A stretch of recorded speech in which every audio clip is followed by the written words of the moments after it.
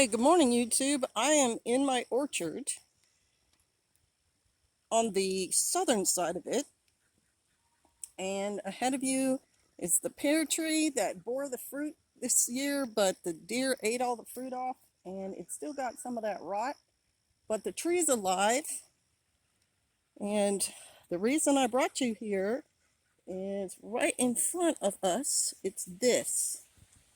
So these are all baby kale plants, and I planted them late. There, you see how small they are. We've had a drought here. We had an early freeze in the year. We've had barely any rain, although today, I don't know if you can see that, we've got cloudy skies and it's actually raining on me right now.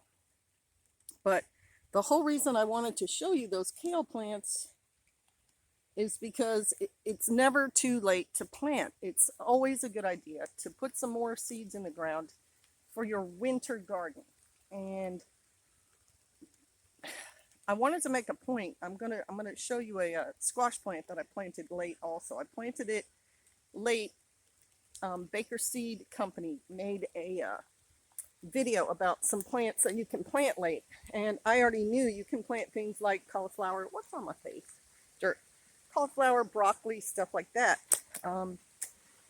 So I went ahead and just broadcast seeded in the really good ground. Oop, that was a blackberry vine, got my leg. I went ahead and broadcast seeded in the orchard because there's some really good dirt down here. And there's another area right there where I've got greens growing. And yes, it would be better if I had done like rows or individual plants separately, but I wanted broadcasts because I want at least a few plants to live. And I want to make the point with you, there was a family in the Russian wilderness. I think their name was Karkov, and they had fled religious persecution early in the century, in the 20th century. Here's some more plants that are coming, and I've got these jugs over some of them, so hopefully the deer and the raccoons won't get them all. I've also got some out here. This area of the garden I had covered with black plastic all summer long. So the dirt was pretty clear of weeds, and then these, because they have a bit more room, are a little bit bigger than the other ones.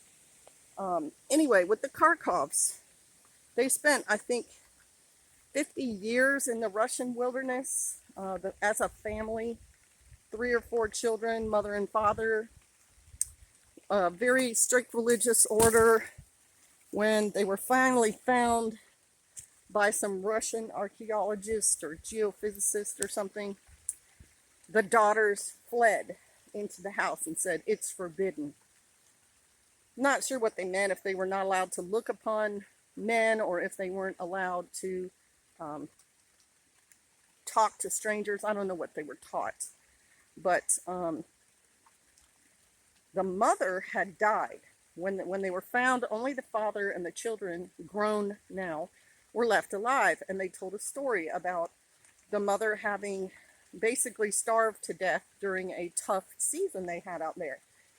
And this family was really cut off. They isolated themselves from all Russian civilization, and every time they thought people were going to discover them or the area where they were camping or built their hut, it became not okay for whatever reason. I don't know. I don't know if predators or possibly they had drought too.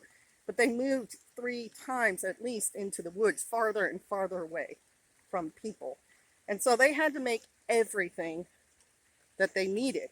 And they finally broke down over the years. The metal tools they brought with them rusted and broke. The clothes they had started to wear away, and so when they were found, they were barely clothed. Their clothes were threadbare, and some of the stuff they were wearing was tree bark, and they were using wooden buckets that one of the sons built. So living in the woods is not easy. This is not a walk in the park, especially if you have to do it with absolutely, trying to get a place for me to hold this where my hand doesn't shake so bad. Especially if you stay out there a really long time and you have already decided you're not ever going to have contact with civilization. So my whole point for the video and showing you those little patches of food is there was a time in their life when animals came and raided their gardens. They were living off rye, grain, and nuts that they could get from the forest, basically. I don't know why they didn't do a lot of hunting. They had one son who ended up, when he got older, being the hunter. But I would have thought, and I think it would have made their life easier if they'd been hunting, or had brought domestic animals with them, if they brought, say, goats or chickens or something. There was a time in the life of the family when they had one rye plant that survived. One. Which means the amount of grain they got off of it was very little, and they protected it night and day. I forget if they built a fence around it or if they sat out there and watched it, but from it, they kept some seeds, and then they planted more, and then they got more food. But the mother starved to death because of it, and they lost her as a family member, and then had to carry on without her. And so the reason I'm telling you, plant now, plant no matter what. If you live in like the Canadian wilderness, sorry, I'm going to do that to make it a little bit more stable. If you live in the Canadian wilderness or the far north in America, plant indoors. Set your plants by your southern windows. You should have southern windows if you're in the north, so you get the sunlight.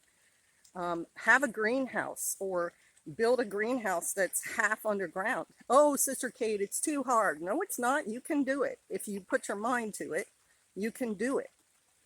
If this family can survive in the Siberian wilderness for 50 years, you can survive in, northern Wyoming. So take your food production seriously, because the farmers in America are under attack by the government, the weather, the illness, the COVID.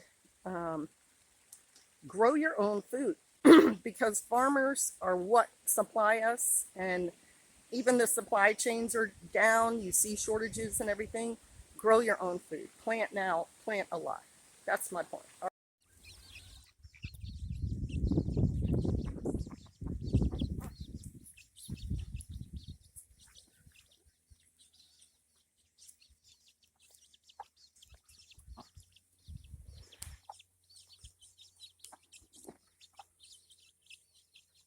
The spaghetti squash plant, I planted this, I don't know, a couple of weeks ago as part of the winter garden. And, this is the healthiest squash vine we've seen here in a while. We did have a butternut squash that came up volunteer like last year or the year before. That was a very healthy vine outside of the main garden. But we're getting some fruit on it, despite the fact that we've had a drought and not a lot of rain. Wait, there it is. There's another one.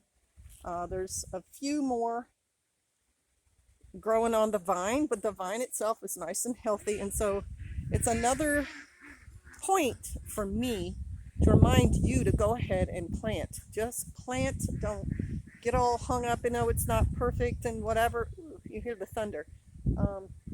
Just do it, because it's worth it. What if those squash in there were the only food for you for a month?